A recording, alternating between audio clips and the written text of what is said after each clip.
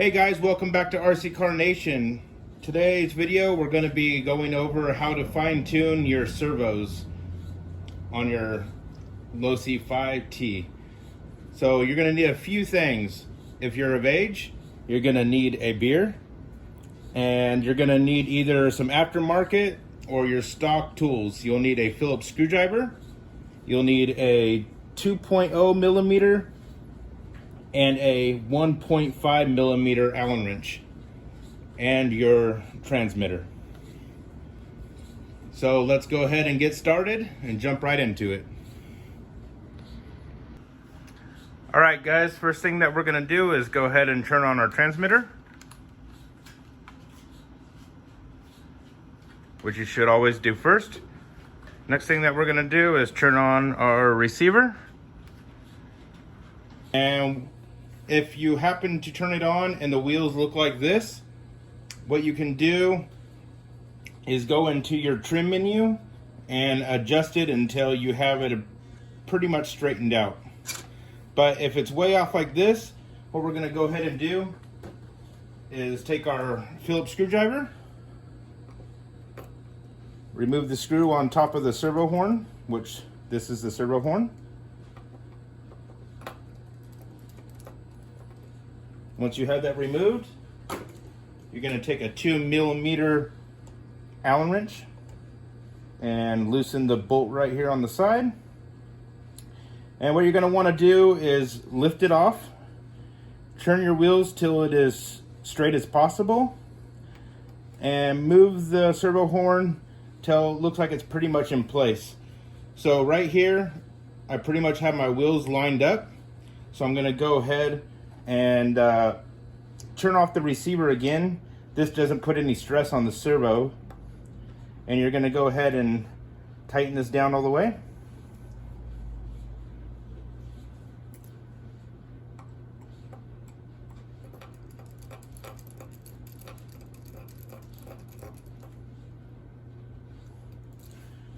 And then you will go ahead and secure it with your 2 millimeter wrench.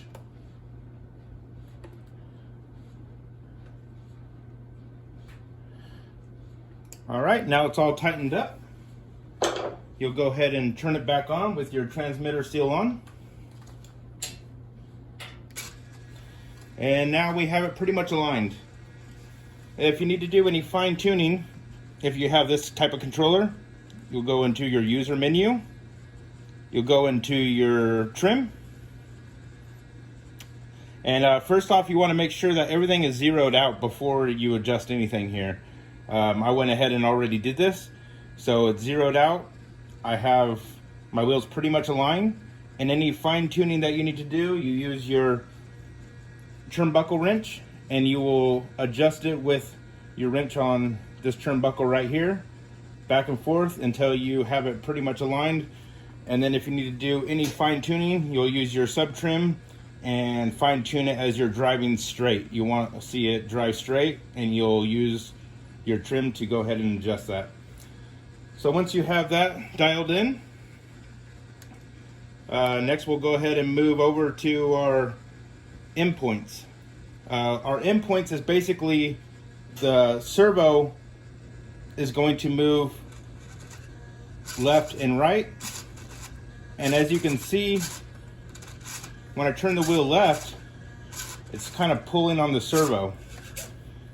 So we're going to go to our endpoints, and we're going to go to our steering, which is channel 1. And right now we have it at 100%. So as you can see, my right, we're going to click on the 100, and we're going to reduce it down low. Now what we're going to do is turn our wheels all the way to the right, and we're gonna hit the plus until it has reached its maximum throw. Once it has reached its maximum throw, go ahead and stop turning it up. That way there's no stress on the servo and it won't burn it up. So right now about 78 is complete right hand turn. And as you can see, there's no stress on the servo, nothing is moving. You'll do the same with the left-hand side. And if the left-hand side is good, well, you can see that it's overextending right there. So we're going to go ahead and click on our left right here. And we're going to hit the subtract button and lower it down.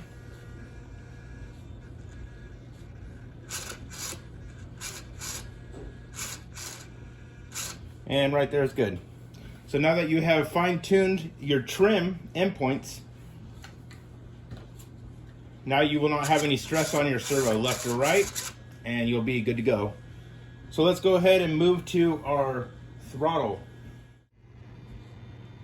Now we're gonna go ahead and adjust our throttle linkage, which is right here. This is your servo for your throttle. This is the servo horn. And this is your throttle linkage. So what we're gonna do is pull the throttle all the way back. What you're looking for is any stress when pulling the throttle all the way back, that there is no stress on your linkage, and that it's not overextending. All right guys, so what we're gonna do next is we're going to adjust our endpoints on our throttle. What we're gonna do is hold the throttle down. You're gonna reduce your endpoint so it's at 50%. So here we go. And then what you're gonna wanna do is slowly add trim on your endpoint as we're doing until it just touches the plate on the carburetor. So you're gonna go ahead and stop it right there, and that will be your max throw on your throttle, so you're not overextending on your throttle and it won't ruin your servo. So here you can see on my throttle that my endpoint is at 75%. And that is my max. And you can see the bar sliding. That's my max throttle. Now let's move on to brakes. All right guys, now we're gonna be working on our brake system. This is the brake linkage. This is your adjustment screws for your front and for your rear brakes.